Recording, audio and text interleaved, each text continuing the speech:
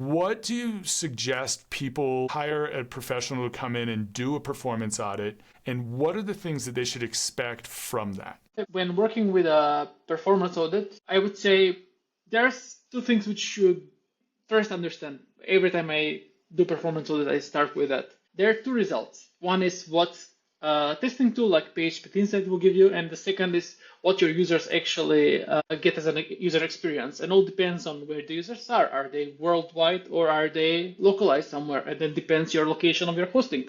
Maybe they have a better network and you can afford to load more better images, more JavaScript, more CSS, or is their network connection rural, which then will make you a little more budget friendly in terms of performance. So I start with that. Then I try to explain to my clients that based on their current setup, other than starting from scratch and rebuilding the website from zero, there might be some trade-offs here. Maybe this current stack and the way the website is built can get us to a decent level, fast level, but doesn't mean that we can get it up to the best version of the website. We can trick it, like we can trick PageSpeed Insights by delaying all JavaScript until the mouse moves, and then it will get great numbers, but that's irrelevant. That's, for me, is vanity metrics. So I would say all the synthetic tools that you get your URL in and you get a number, which tells you, oh, you're great or your website is slow, those are actually diagnostics tools more than anything else. What should you worry about is what your web users are using.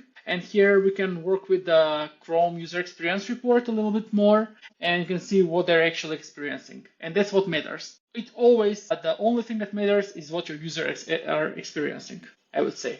So I try to explain that first to start with. Yeah, and I think that's a great point, right? There's a core web vital tests and these, 0 to 100 number, and you want to be 100. And so you can do these tricks like you mentioned, right? Until the mouse moves, nothing loads. And that tricks basically the PageSpeed tools into thinking that you have a fast site. But as a user, it's a miserable experience, right? And we see this happen again and again. I'll go to sites where, nothing's loading until I do something on the site. Or every time I do something on the site, it keeps jumping around on me as things are slowly loading in.